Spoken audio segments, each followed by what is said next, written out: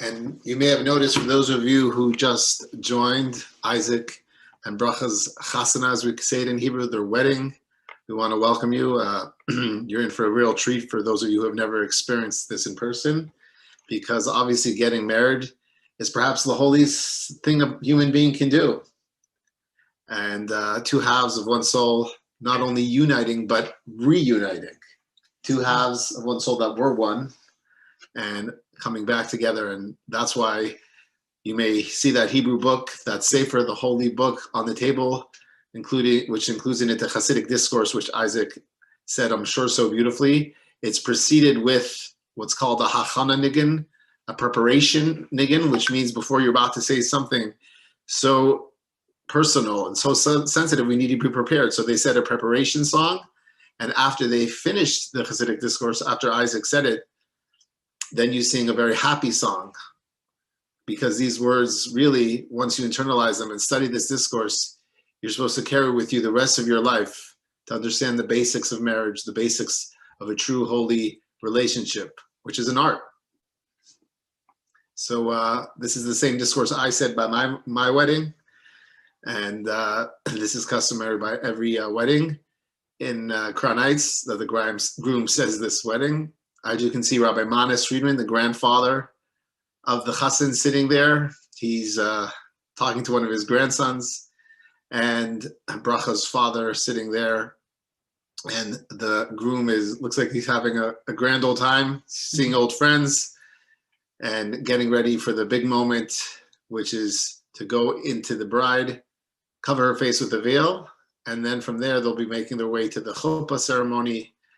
For those of you that are from Alabama, there's label. And if you have anything you want to seeing that beautiful bedecking site.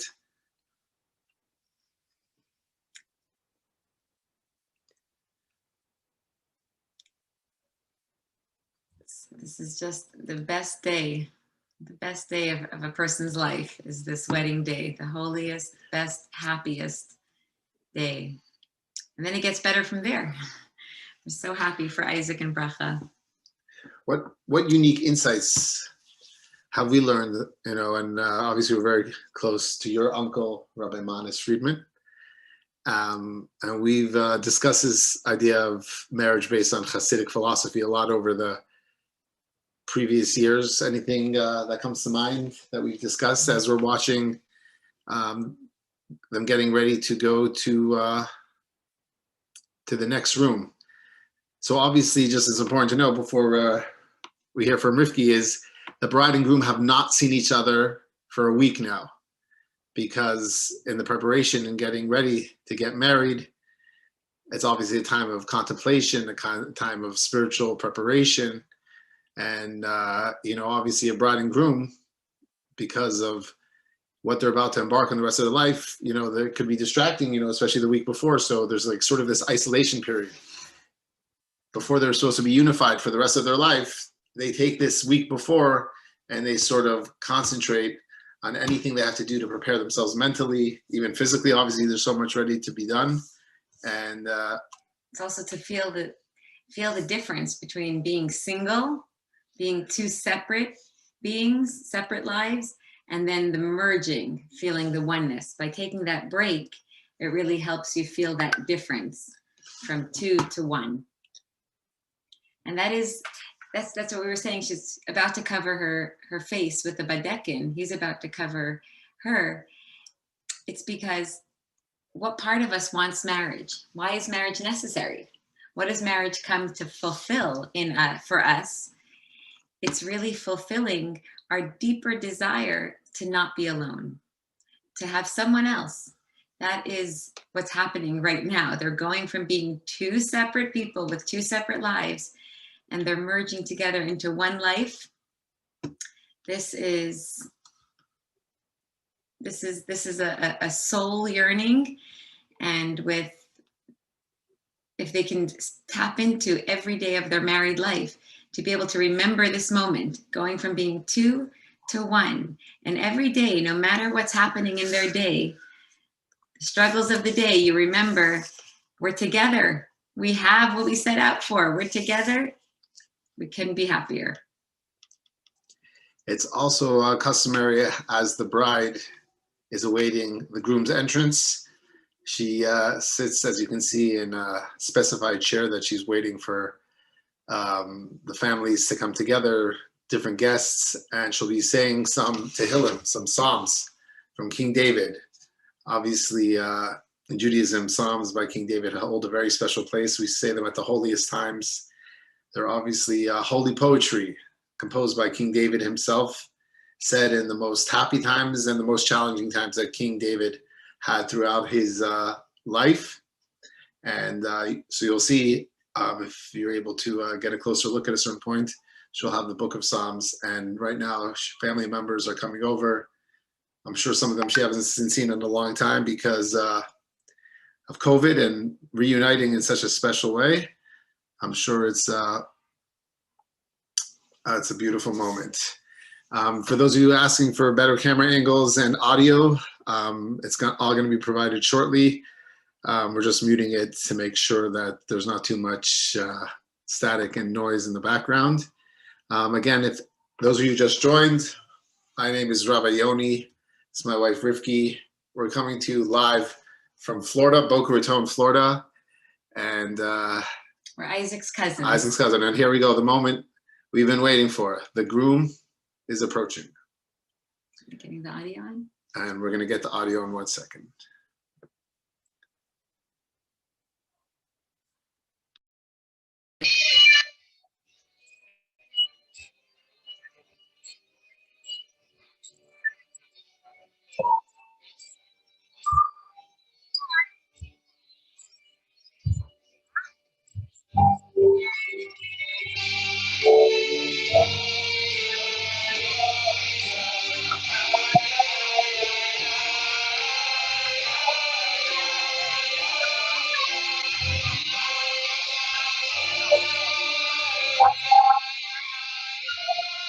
The song that you're hearing is known as the Alter Rebbe being placed.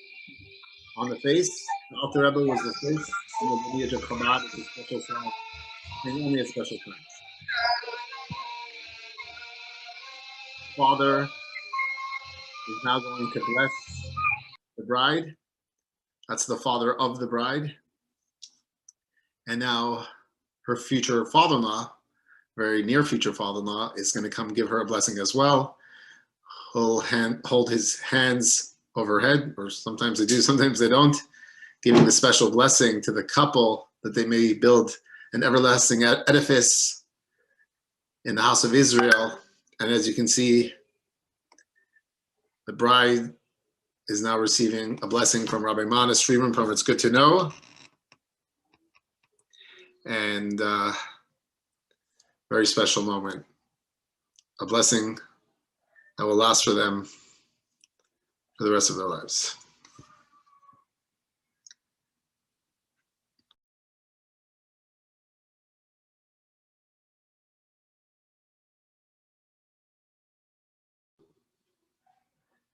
They're gonna continue singing that song that was composed by the Alter Rebbe, the first in the lineage of the Chabad Rebbes, dating back a couple hundred years ago. He composed this song, and in our circles, it's only sung at very special times because of its significance and its power.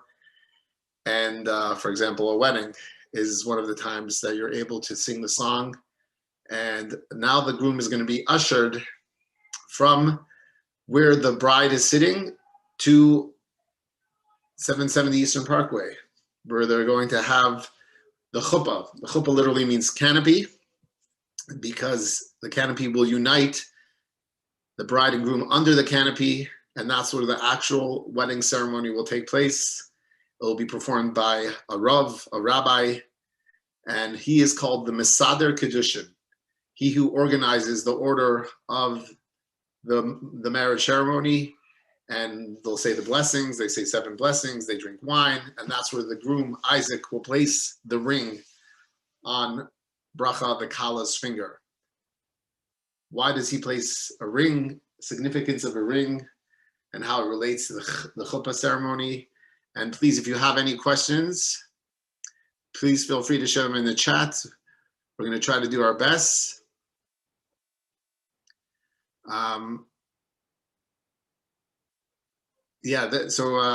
As far as I know, some of the questions about the sound, they're doing the best there. We can't both be speaking and hearing the sound at the same time. Right now, there's no real sound to be heard because they're simply going to be crossing Eastern Parkway in Crown Heights, Brooklyn, to go to the wedding ceremony. So we're going to have like a good, I imagine, 15 to 20 minutes of time till that's going to take place. They have to get everybody across the street, and Eastern Parkway is a big street. When the wedding's in Brooklyn, instead of doing the chuppah ceremony right outside the wedding hall, they do it on Eastern Parkway at the big synagogue, at the big shul of the Lubavitcher Rebbe. It used to be when the Rebbe was alive, they did it right outside his office so that he can be there in participation. And now we still do it in that location. That's where we got married. That's where all the weddings are. People travel to be able to bring their chuppah right there in front of 770. So now's a little transition time at the wedding where everybody is taking these yellow school buses, I think. They might be going on buses or just walking the 2 blocks to get to the chuppah. So now we can talk. Anyone that has any questions or about a Jewish wedding, now's your chance to put them into the chat box and we can talk about it. And one of the nicest parts about the chuppah ceremony, which I always enjoy, is when the bride and groom first sort of enter the canopy of the chuppah, there's usually somebody with a beautiful voice that says, Baruch haba, which means welcome. And it's a certain welcoming that sort of sets the tone for the rest of the chuppah, a very joyous song, but serious song. So we have some special singers in line for you. Of course, those of you who are familiar with the Friedman family, as familiar as I am, a musically talented family. And obviously Rabbi Manis from It's Good to Know, his youngest brother, Avram Fried, is a very famous singer in the Jewish world. And I know you're in for a little bit of a treat, some of the singing that's awaiting at the chuppah ceremony. And as Rivki mentioned, we got married in front of 770, which is bringing back good memories. So let's talk about what's going to happen, because once the chuppah starts, we're just going to want to watch and listen. So we'll give you a little heads up of what's going to happen. When they first come to the chuppah, the chassan, the groom, will come first, and he'll stand with his father and father-in-law next to him, and maybe grandfathers. They stand right there in the middle, and the bride, the kala, will come, followed by her mother and mother-in-law and grandmothers, and they will circle around the chassan 7 times. And what is she doing? I'm sure you've seen this at Jewish weddings. What happens when the kala is circling the chassan? It's very interesting. What she's doing is exactly what the chassan, what Aizik just did for bracha by covering her face. We said that when he covered her face, he was helping her get in touch with her deeper soul that yearns for marriage, that yearns for oneness, not to be a single I, but to become a we. That happens when she's covered. When something is over your head, over your face, you feel your soul more. The same thing is going to happen when she circles, when Bracha will circle Aizik, she's doing the same thing for him. And she has that responsibility to help him get in touch with his deeper soul that yearns to become a we. And being circled has the same effect as being covered. So Aizik did it for Bracha, Bracha will do it for Aizik, and then they'll stand side by side under the chuppah, and the canopy will be above the 2 of them. The chuppah is above the 2 of them.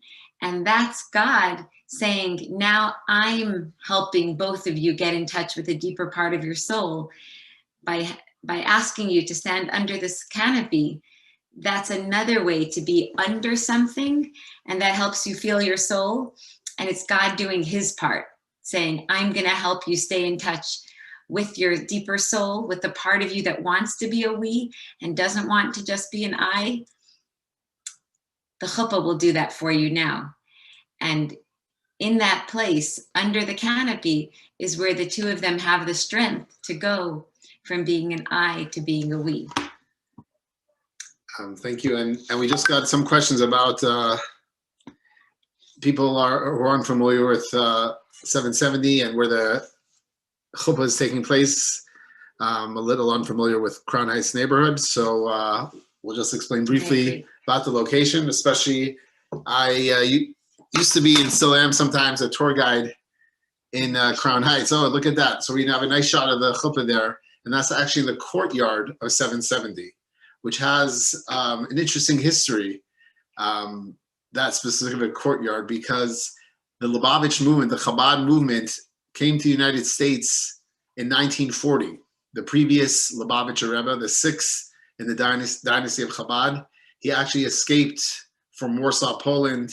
He was actually saved by several German officers who risked their lives and knew about his holiness and his specialty in the Jewish world, and they smuggled him and his family, or part of his family, from Warsaw, Poland, where the bombs were falling, through Berlin, Germany, to Riga, Latvia, eventually to Sweden, and they caught a boat. And the Nazis, the Germans, actually came on that boat where the previous Lubavitcher Rebbe was on, and they inspected the boat twice, and they missed him.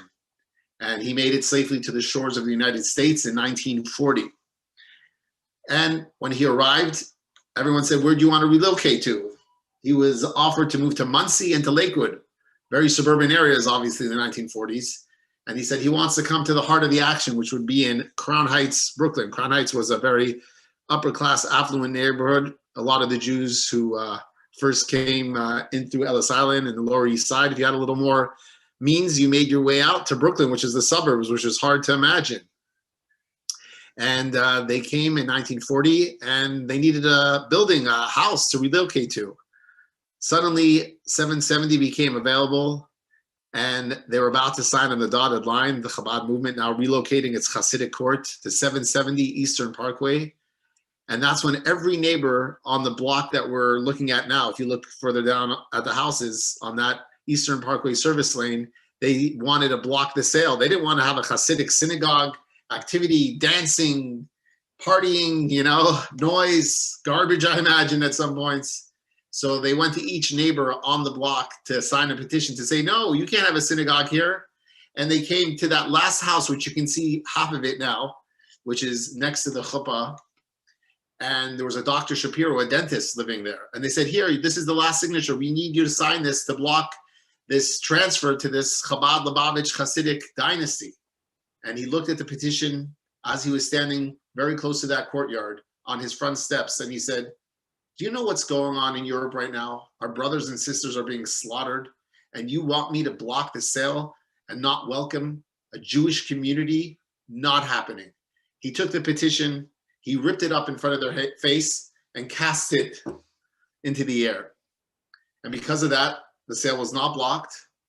And that's how Chabad ended up at 770 Eastern Parkway. And years later, when the kids were making noise, Dr. Shapiro, the dentist, who later became the Rebbe's personal dentist, said, guys, quiet down. If it wasn't for me, you wouldn't be here. And actually, it's an interesting address, 770. In Judaism, 7 is a very mystical number. 7 days of the week, the 7 spheros, the 7 emanations in Kabbalah, the 7 branches of the menorah. And the Rebbe mentioned once 7 times 10, which is 70, and 7 times 100, which is the same sort of mathematics, and it's in detail. 770 represents a lot of mysticism. And nobody thought at the time, or nobody could have imagined, that so much goodness and so many Chabad houses, including in Birmingham, Alabama, and Los Angeles, and Minnesota, and Thailand, and Australia, this would all emanate from this 3-story building on Eastern Parkway in the heart of a community that wasn't Chassidic at all. And the Rebbe said many times at the Farbrengens, the gatherings, to a few people that escaped Russia and Nazi Germany, he said, from here we will change the world. We will introduce goodness and kindness and holiness. And people said, who is he talking to? A few Jews that made it out of Russia from Stalin's communist Russia, barely with a shirt on their back? But it happened, as we are here today, welcoming a Chabad house from Birmingham, Alabama, and other Chabad houses around the world. And it's, there we go. We got a great shot. Can they zoom into the address? If you can zoom in, whoever's doing the camera work there, if you zoom in, there we go. We got We'll see 770. 770. It just brings back, so many great thoughts. And as you can see, here's the groom. He's going to open the door. And these steps are famous steps because if anyone has ever seen, once a year, there's the convention, the International Conference of Emissaries. 4,000 Chabad emissaries come from all around the world. They all take a picture on these steps. And you can imagine what it takes to get 4,000 rabbis to stand on these steps and to take a photograph. And it's a highlight because they all do it very easily and smoothly in an hour or less. We're seeing them open the doors of 770. That hallway is where the Rebbe would stand throughout the 80s and welcome people from around the world, from all different backgrounds, right to the left. And he would give out dollars because the Rebbe said when two people meet, each should benefit a third. So he'd give you the dollar to give to charity, to give to a poor person. We're getting a shot now of that area right there. That's an elevator, but to the left, that's where the Rebbe used to stand. And that door leads you right into what we would call in our circles, the Gan Eden Ha'elyon, or Gan Eden, the lower Gan Eden, and then the higher Gan Eden, which is how we refer to the Rebbe's holy room, from where he orchestrated and led the Chabad movement and really world Jewry for many decades. Now we're going down the hallway, and we're following Yeshiva Bacher with his tzitzis flailing. And if it's hard to imagine, if you go right to the right into that first room, that's the whole Chabad movement fit into that small little living room. And we're getting a shot of it live right now. And there's one room, a smaller room, but we're going to get a shot now. Look at this room. It's hard to imagine. In the 1940s, sometimes they could barely get enough for a minyan, for a quorum of Jewish men, of 10 Jewish men to have the services. They have to stand outside. It's hard to imagine. And here we are going back now into what's called the yichud room, the private room, where all the brides and grooms come after the chuppah ceremony, because according to Jewish law, you have to be together privately, yichud, which sort of consummates the marriage. But now we're in the room because the chassan, the groom, is getting ready to go out to the chuppah. So what he's actually doing is going to be putting on the Rebbe's shirt. It's customary to wear, the shirt of a tzaddik, and also the Rebbe's kapata. The kapata is the Prince Albert jacket that is customarily worn in Chabad circles, a long black jacket, which is always buttoned right over left, which is not customary because usually you button left over right. Whenever we button, not only the kapata, the long black coat, but all clothing, we always button right over left, because in Jewish mysticism, the right side represents chesed, God's kindness. The left side represents gevura, the more severe side, the disciplined side. So we always want to cover the discipline with kindness. Like when you're disciplining a child, sometimes a child needs discipline. You can't run around with the knife, but you always do it from a kind place. Now the groom is putting on what we call a kittel, which is customarily worn on Yom Kippur. The kittel is all white, which represents like an angel, white and purity. We wear it on Yom Kippur. We represent that there's no sins. We've been forgiven for all the blemishes. You also untie anything that the chassan is wearing. For example, you untie the tie. If he's wearing a tie, you untie the shoelaces, because that represents you're starting a new phase, almost freedom, ready to start a new chapter in your life. No strings attached. You're not tied attached to anybody else, anything else. That's right. You're free to be married to your wife. Exactly. You're single. You're making the transition from being a man into a husband. And the bride is obviously making the transition from being a girl into a wife. And he's wearing the white kittel, the white jacket, because today is the bride and groom's Yom Kippur.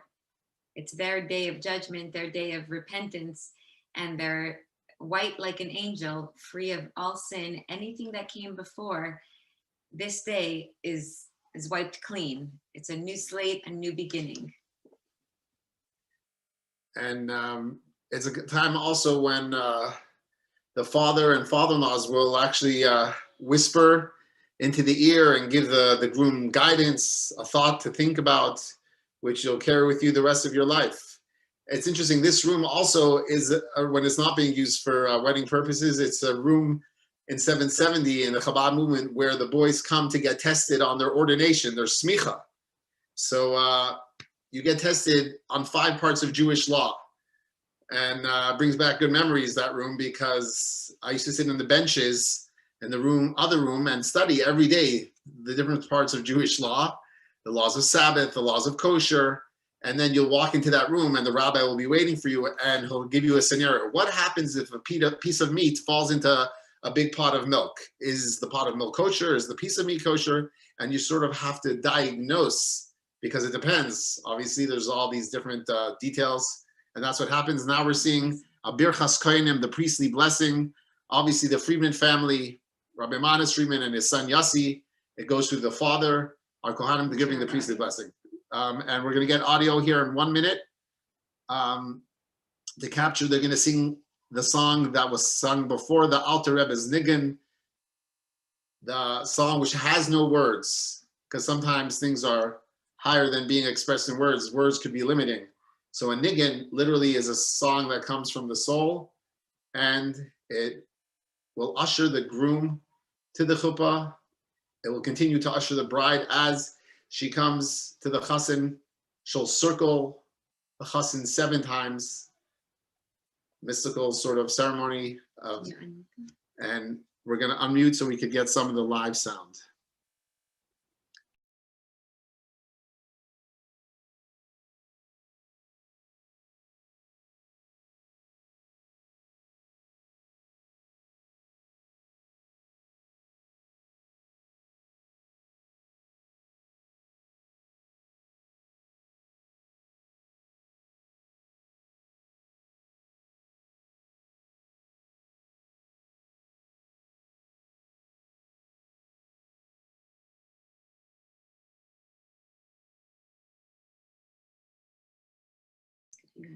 Yeah, and whoever's in the private room, the yichud room now, they're putting in another coat on top of the kapata, the Prince Albert jacket that we saw, because in Jewish mysticism, it's good to, it should be between 2 layers.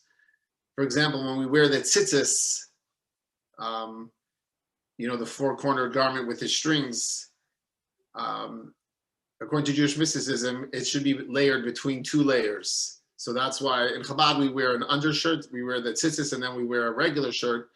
In other Hassidic circles, they say they have to see the whole beged, which means the whole woolen cloth. And then they have usually typically a vest on top of that.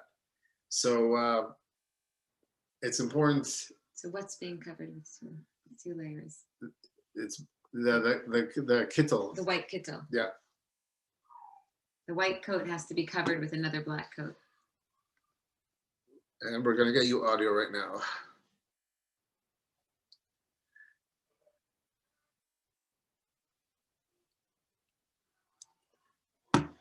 Across from this room, the yichud room, there's another room called WLCC, World Lubavitch Communication Center, which in the 70s and the 80s, they used to broadcast the Rebbe's Farbrengens from this little tiny room.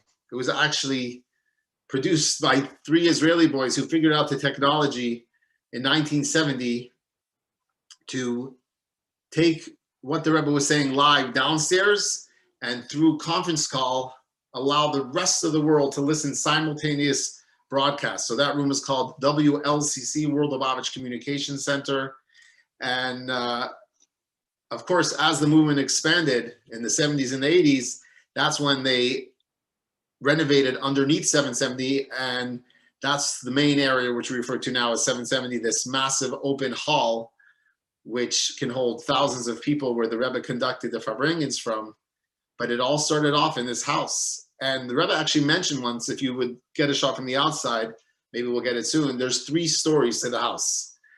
And the Rebbe said, mystically, that refers to the name of the movement, Chabad.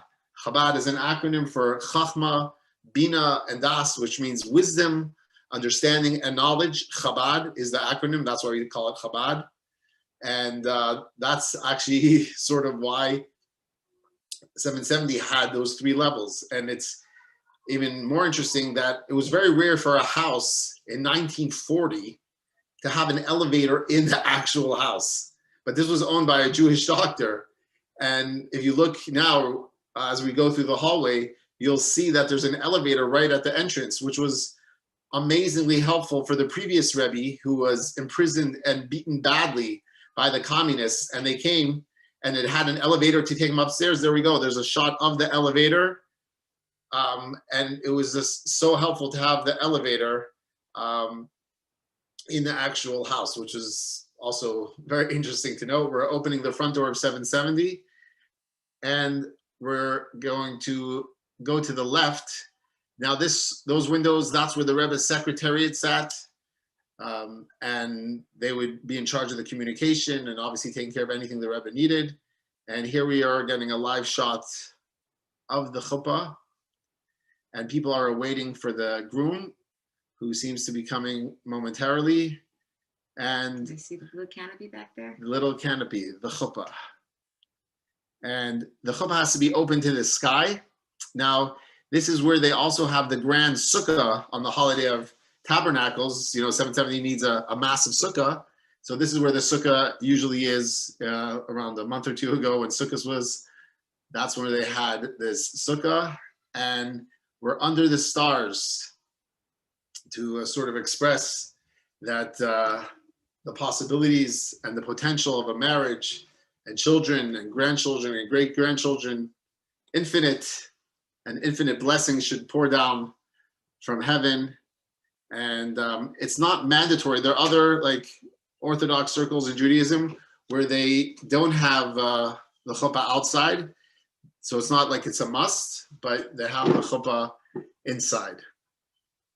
And they'll start soon with the Baruch Haba, that special song. If anyone has any questions about... What is the song? Who are they welcoming in that song? They're welcoming, obviously, the bride and the groom, but they're also welcoming not only the attendants, but God himself. And also they're welcoming the grandparents. I know several generations of grandparents, great-grandparents, great-great-grandparents attend the wedding. Obviously not in a physical sense. And they're there because, as Rabbi Friedman speaks about pretty often, and it's good to know, we don't call it life after death. It's life after life. A soul never dies. The soul is always alive. The soul was alive before it came into the body, so it transitions to another form. But the souls of the families are there. They're present. They're smiling. They're happy. They're giving their blessings to this young couple to live a life based on Jewish values, Torah values, to bring children into the world who will continue the generations and to continue the purpose for why the world was created in the first place. I know one of my favorite things I heard from Rabbi Friedman was when God created Adam, God said, Lo tov hayos adam levado. It's not good for man to be alone. So he created a helpmate, Eve. But Rabbi Friedman told me, and he taught me from the Medrash, from Jewish mysticism, when God said it's not good for man to be alone, God was talking about himself. So before God created the world, God said, just me, I need someone. So he created Adam from where all human beings came from. Now I think somewhere around 7 billion human beings are here, and they're God's, purpose. God just said me, just me, can't be. I need somebody else. And that's what marriage means. You could be a bachelor, you could be single, you have everything, but you still need someone. So are you missing something? No, you could be perfect. You have your life, you have your job, but you get married to have someone. And that's why it's so holy, because it's so selfless. I need someone by my side. And that's what every human being has to realize, that we're here because it's not to be here for 70, 80, 90 years and to get back to heaven where the soul started off. What would be the point of that? The goal of every human being, Jewish or not, Hassidic or not, is to bring heaven down to earth. And that's what unites every single human being. We're all here for the same purpose. It's not to get back to heaven, it's to bring heaven down to earth. And in the Torah, you only hear about heaven right in the beginning. In the beginning, God created the heaven and earth, and you never hear about heaven again. It's all about earth. Very earthy stuff, like about toiling the land and Shemitah, letting the land rest and don't steal. This is very earthy stuff. So that's the goal. So in Judaism, the afterlife is an afterthought. We don't want to think about heaven. We want to think about each other. And that's why every single human being, we're all on the same page. Jewish or not, Hassidic or not, we're all on the same team. We're indispensable to each other. We're all here to bring heaven down to earth. So if I'm Jewish, I may do it in one way. If you're not doing it, if you're Hassidic, you do it. It's almost besides the point. And that's the goal. A marriage is a perfect time to talk about this, because why is it that we have a soul that yearns to be married, a soul that wants to not be alone? It's because we were created in God's image. The whole wedding is because we're a little bit like God. God doesn't want to be alone, and he made us that way. He said, you also should not want to be alone. You'll also need someone else because I'm making you like me. So this wedding is like a microcosm of what's going on in the whole world. The whole world is God wanting a relationship with man, God wanting to be with us. And we had Mount Sinai, which was like the wedding, and God held the mountain like a canopy, and we married God at Mount Sinai. And then you go live out the relationship. Now's the celebration, and then tomorrow starts real life. You know, you have dishes to wash already tomorrow. But that's not a problem. That's the best part. It's not that you want to stay on your wedding day forever. When you get down and dirty with the real life, that's where you feel the oneness even more. That's where you can live out the oneness together. So every day of our life is living that oneness with God, welcoming God into everything we do. You have a kosher kitchen. It's because it's not just my opinion in my house. God's opinion is there too. When Aizik and Bracha build their home together, there's going to be two opinions how to set up the house. And that's the good news. That's the good news, is when you see both of their opinions in the home, you know they're both there. And of course, they'll have God's opinion in their home as well. They'll have the mezuzah on the door. They'll have the kosher kitchen. They'll have Shabbos. They'll have the Shabbos candles. Everything they do is including God in their oneness. And that's what we all want. That's what God wants, and that's what we want in our soul, is oneness, no separation. And that's what it means. We're made in that image. The need for someone else in our life comes from God. So every human being is made in God's image. That's why people still get married and still have children and still have friends, because somebody could have a perfect existence. They're well fed, well slept. And now what? What's the purpose of everything? The purpose of everything is to connect to someone. And what better time can we actually relate to this of a marriage when the chassan and the kala, the bride and the groom, are uniting under the chuppah. It's happening now. Isaac's being led onto the platform under the chuppah. Rabbi Manis Friedman, as you can see there, is right behind him. We have real audio.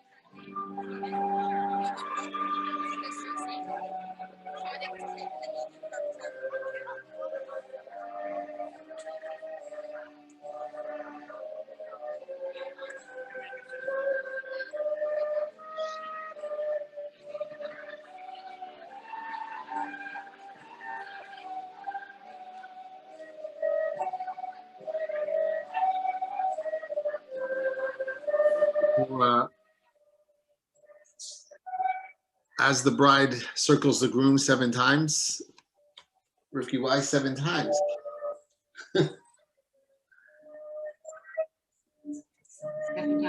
Nature, bringing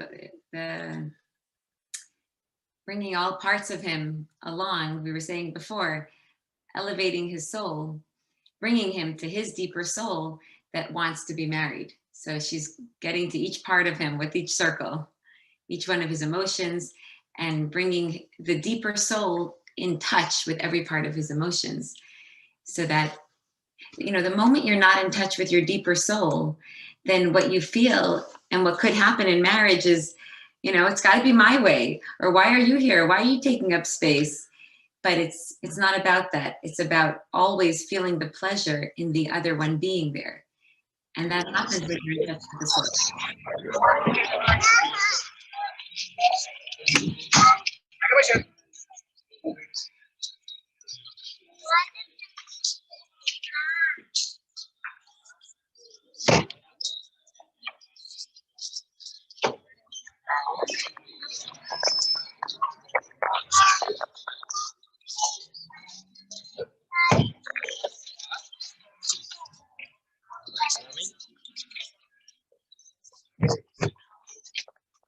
Mazel tov.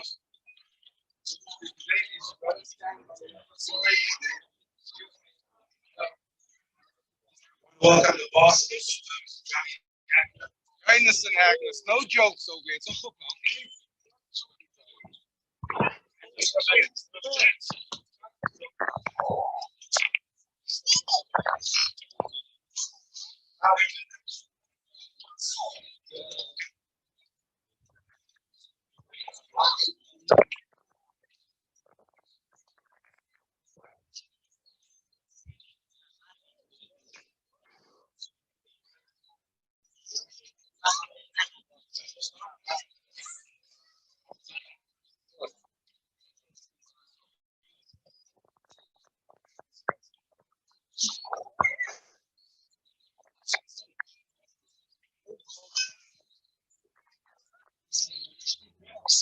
Okay. Thank you.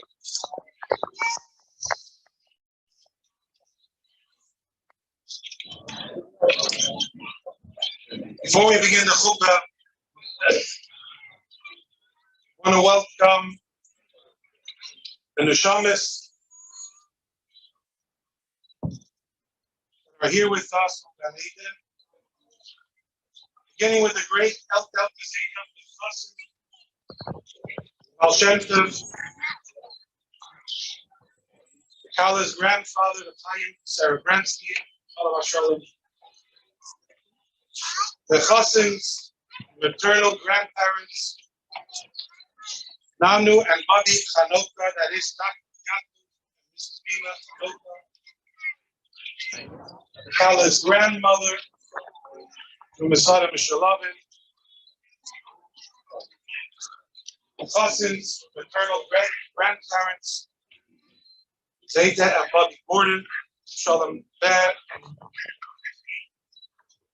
Miriam Gordon, Zayda and Bobby Friedman,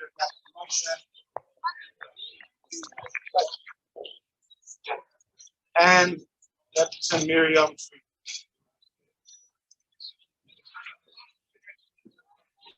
El Delta Zayda and Yisrael Mayor Yisrael Issa Atayir Friedman. Granted Sidrov was the Hassidic Kedushin right here, same location, 30 years ago, for the Chassid's parents.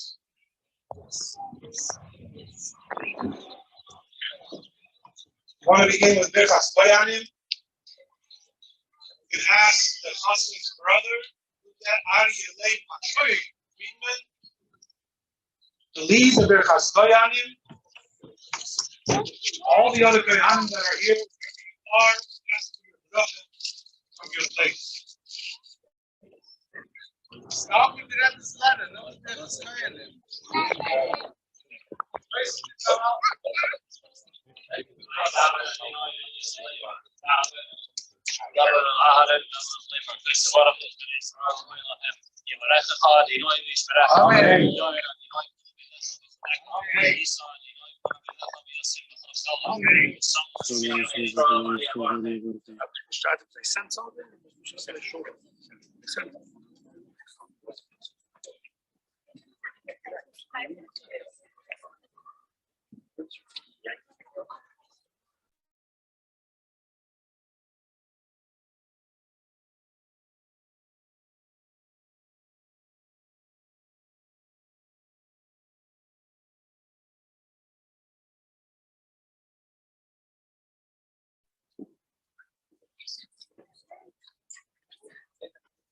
To welcome the Chassid and Kala, Baruch haba, we call on the Chassid's uncles, Benny and Shmuley Friedman, to chant the Baruch haba.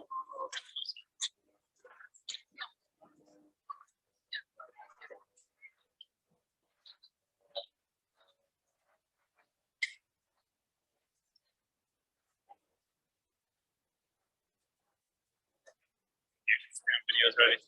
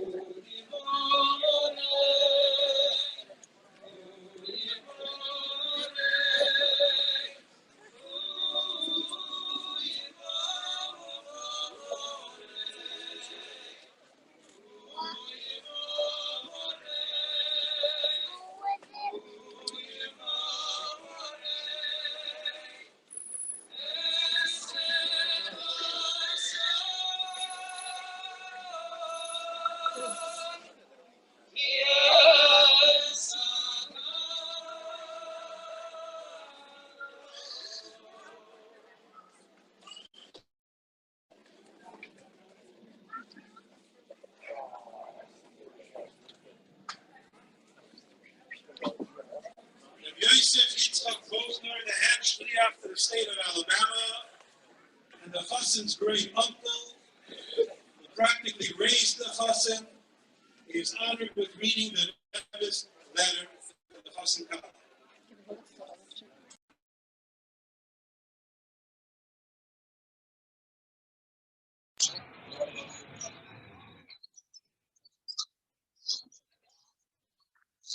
Coming all the way from Alabama,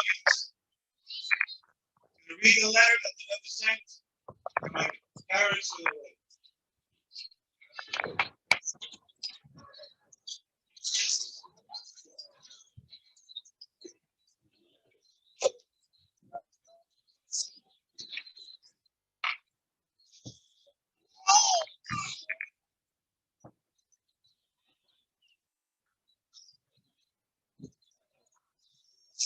away. I don't want to stand up. Shalom. Mane, Hallelujah, Vision, Hassidic some Yoni. That's you have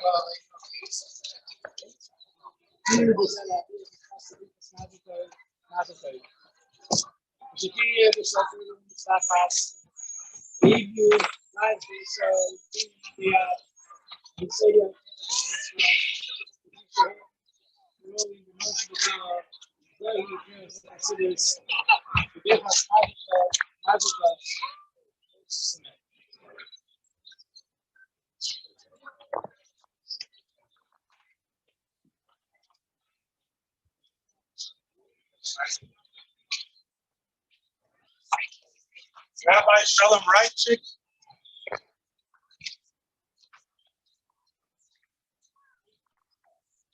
Kala's uncle, the Shliach to get currently, is honored with reading the Rebbe's English letter to Chassid Katz.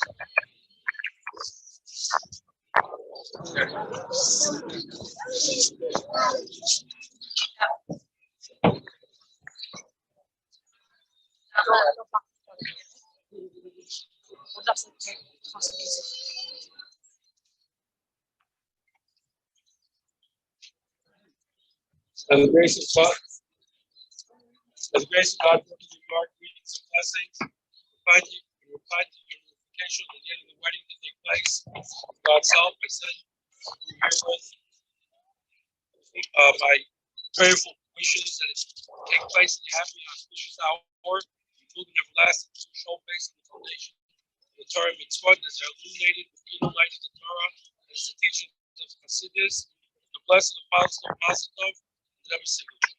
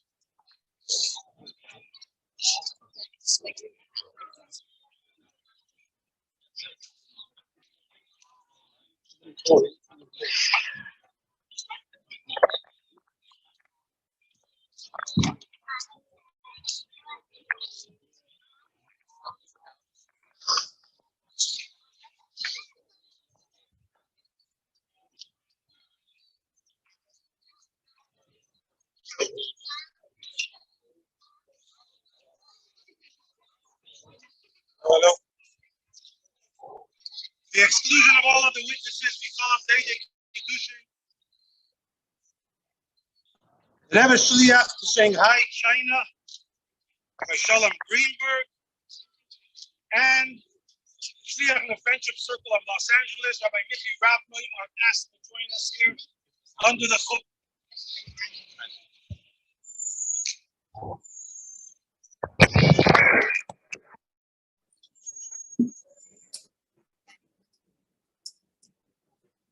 Chassidic Kiddushin, Rav Broin of the Crown Heights Paston is Mechabed, my father, Rabbi Friedman.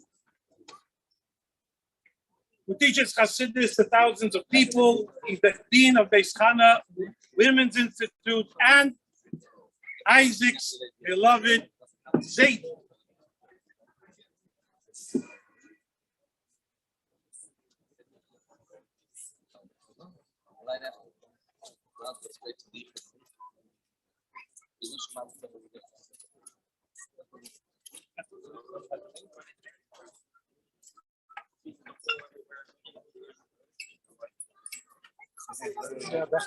Huh? Then he's not. This one.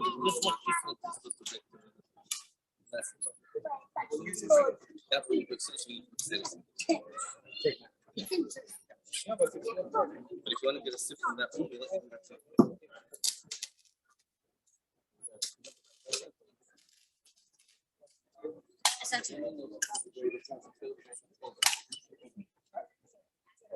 Amen.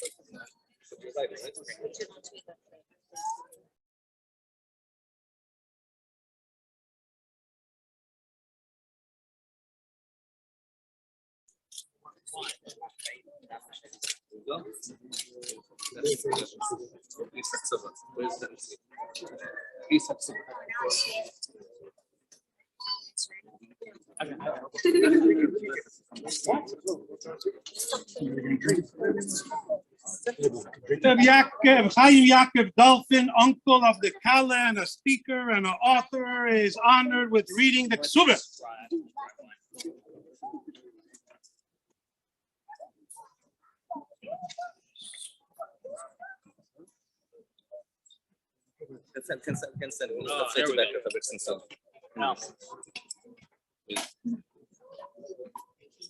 My Dolphin is here. Yes.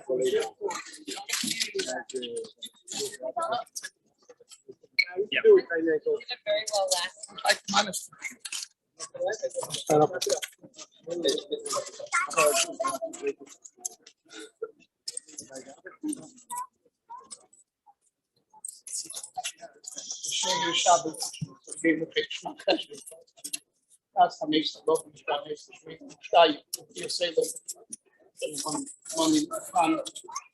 Brooklyn, New York. Aizik and Harav gets Yitzhak Hakoyin Shiyifya. Omrelo Lahadot Super. Bracha Shiyifya, Bas, gets Yitzhak Shiyifya. Probably the use with the gas mission in Slova. If they spoofed in the reply, ultimately, Zonden finds which they had the custom. The Yabinu lady may have Katz also making son. It's a knife because tightly will make the city era Ara Colada. She is mother Rastrocha. If you have soaked it now, have a lady into in the union and all the slavery they have over. A Kessa result. They can have a Tashit, Monday de la Busha, Musha Arsa, Ko Kiba Walla, Aaron, Isaac Akay, and Shihika, San Bidan, and Nayas Bokim, Kessa Sonny, Harav, Aizik Aizik Hassan the man, the Haitian law in the way 8 mayors cooking. Besides cooking, cassette for on Harav and Aizik Hassan the man, Ahayis don't do it. Dog, if he says the dog, he was alive, throwing in the car, running, east, state, Facebook, Schmeier, the Ossi, a dog, the Mittel, Nixon, Isla Nachayis, Lesla Nachayis, Kula in the hay, the Hoin, Achroin, Start soup the dog, the Dunya dog, the Seth the dog, but people in Lima, Dalkastoy. The Chaim,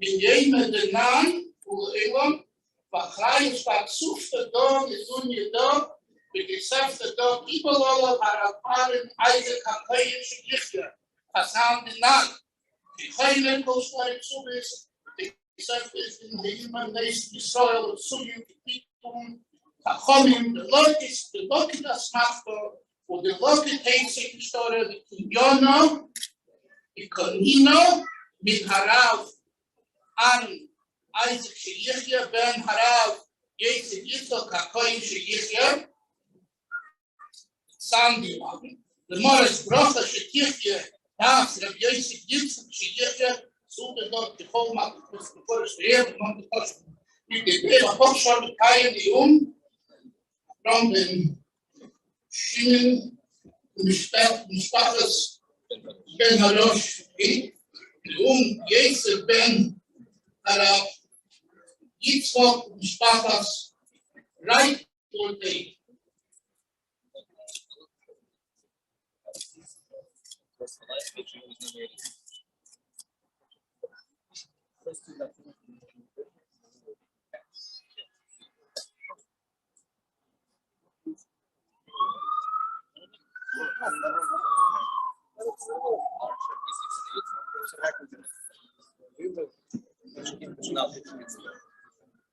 For the first two of the Sheva Brachas, we call up a great uncle of the Chassid, the Rebbe's Shliach to Melbourne, Australia, and we thank the Eibishter for his presence here today. Great miracles, Yosef Yitzchak Gordon.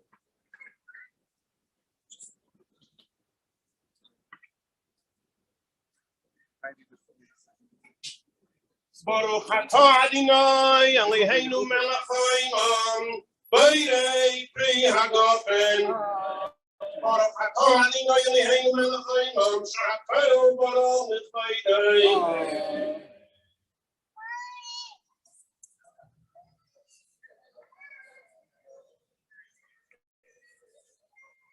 The Kala's great uncle, Rabbi Shalom, is mechubed with a third bracha.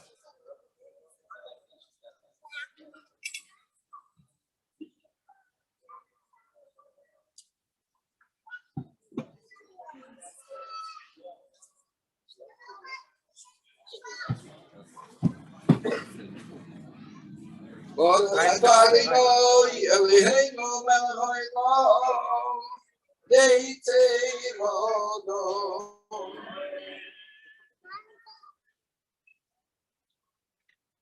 May Yisrael Iser HaKoyin Friedman, Einzige Kreditzer Rav, Shliach of the Rebbe in Scottsdale, Arizona, and the Chassid's brother is mechubed in the fourth bracha.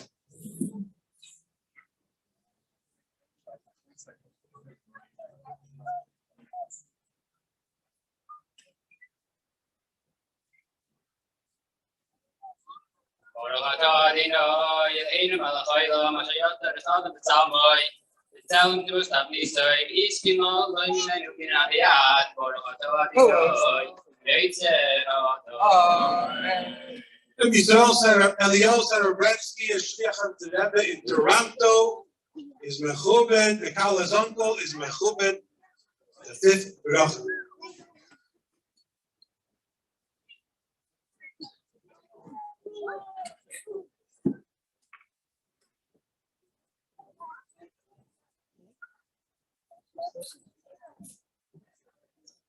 Christos is Sokala, Korah, the Kibbutz, one elder sake of the Simcha, but Adonai, Sameach Tzion, the one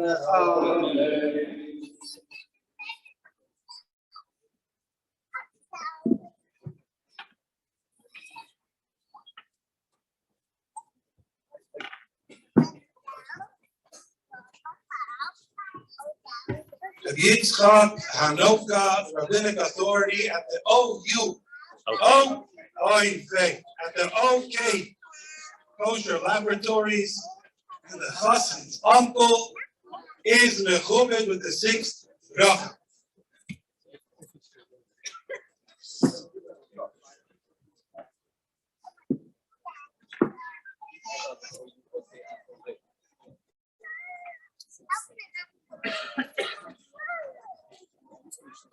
Samach de Samach, Reim Ahuvim, Yisavei Chafu Yitzir, Chavegadei Devikadem, Baruch Atah Adonai, Mesameach Boson Betavo.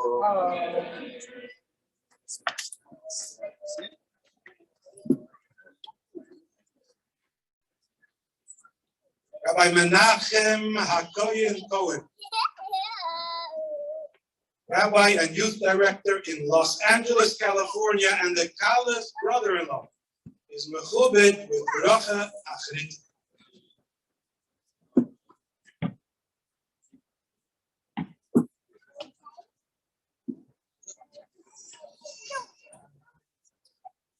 Baruch Atah Adonai Eloheinu melech haolam, asher bara sasem v'simchacha, samdekala kila rinati tzavecheka, avo v'yachva shalem v'reus. Lehir ad Eloheinu yishama b'or Yehuda v'chotzis Yerushalayim, kol sasayit v'kol simcha, kol chasam v'kol chala. Kol mitzar l'istasam v'chasam, nor v'rishim v'kinasam, or katolika, in a sameach nasam,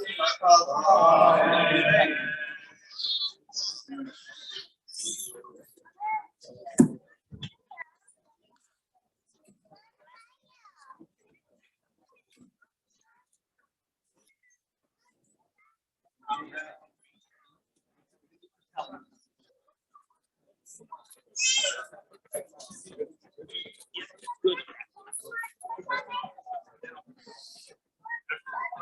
Someone has to finish this. What? Tati. What? Mr. Jacob Kossoff, a role model to many people and a dear friend of the Chassid and his family, is asked to come up and place the glass in front of Aizik so that Aizik will break it.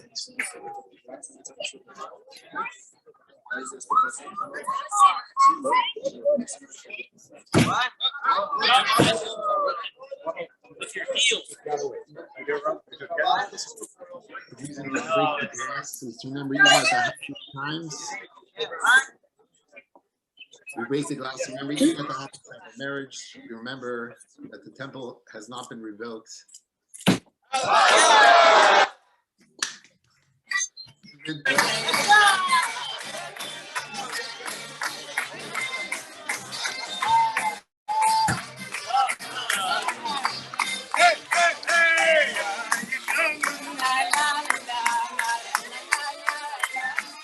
Mazel tov, look at this.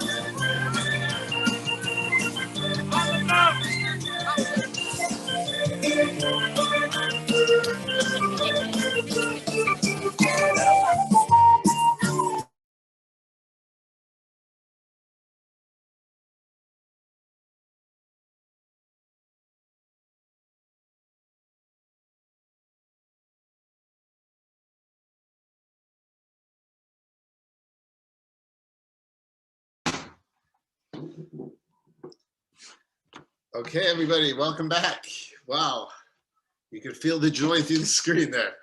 What a simcha, a young couple embarking on a life together. We wish them and everyone here brachas, blessings in their own lives, in their own families. And obviously the ultimate blessing is with the coming of Mashiach, when this world will reach its ultimate culmination of goodness and kindness right here on earth. So I really enjoy this. And Rivki, any closing thoughts? Yeah, mazel tov to everyone who joined. Obviously knows Aizik and Bracha, and whether you're friends or relatives, you should have nachas from them.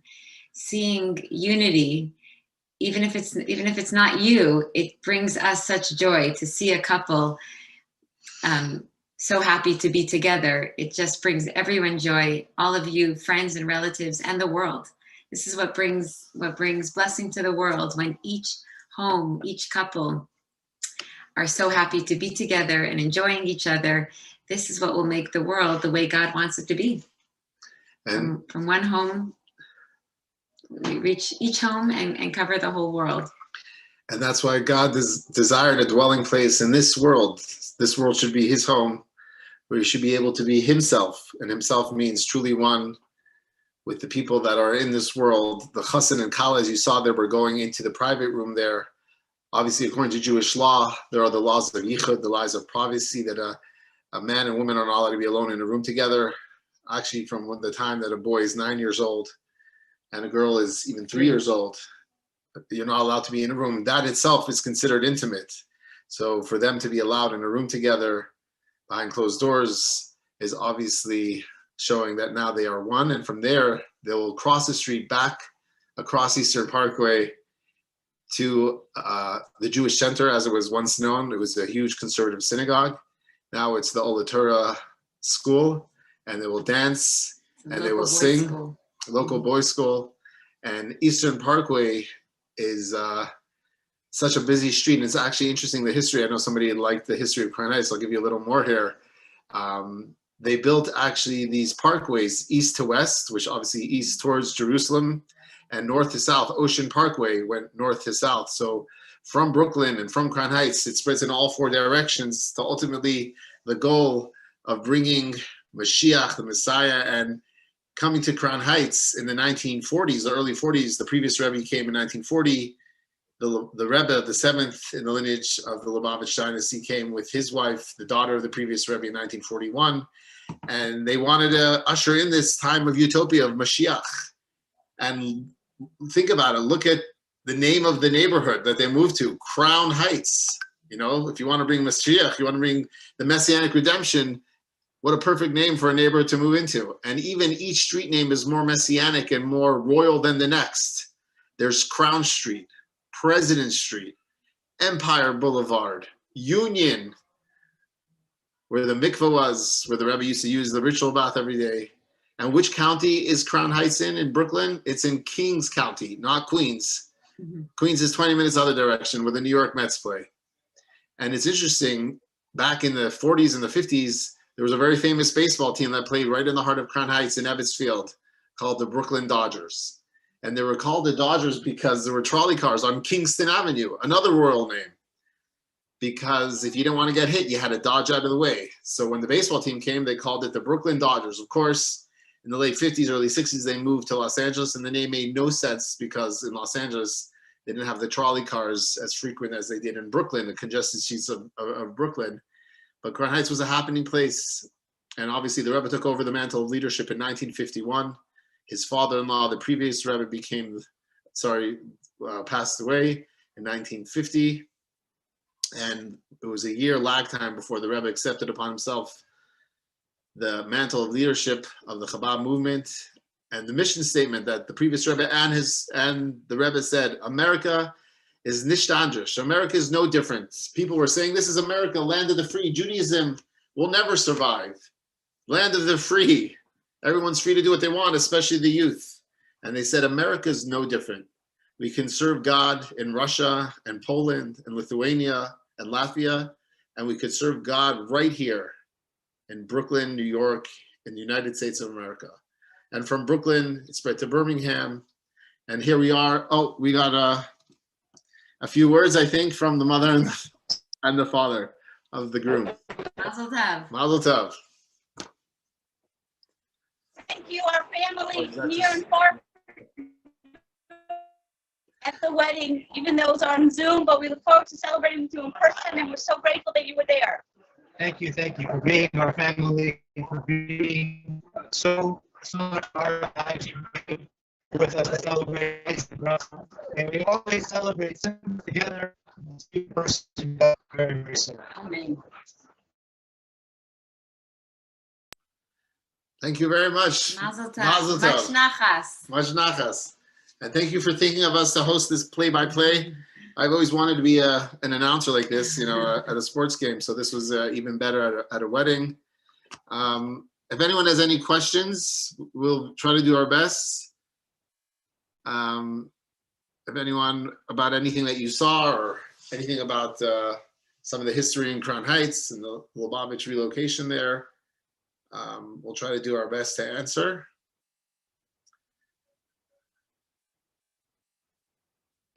And we got married there in Crown Heights. What? Is it? Okay. It's been fun. God bless you all. I hope to see you in person one day, maybe in Crown Heights. Thank you for all the mazel tovs and the shout outs. This was a real honor. Mazel tov to Rabbi Manis and Chani Friedman, the grandparents. Obviously, it's good to know. May it have much success this year in spreading the warmth of Judaism and their perspective to the entire world, when the knowledge of God will fill the world as the water fills the seabed.